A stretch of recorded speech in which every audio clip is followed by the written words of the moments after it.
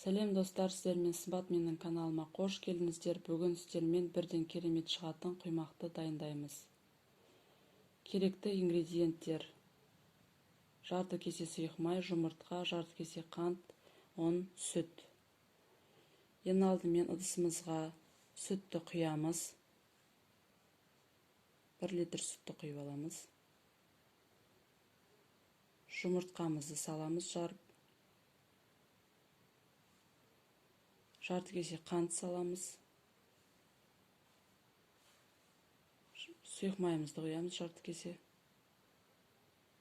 1 ас қасық содамыз саламыз. Барлығын араластырамыз. Ұнымызды саламыз. Және де осы массаны араластырамыз. Түйіршік қалмайтындай етіп араластырамыз.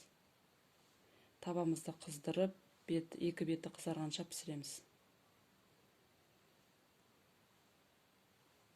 Өте дәмді болып шығады. Жасап көріңіздер. Каналыма тіркелуді ұмытпаңыздар.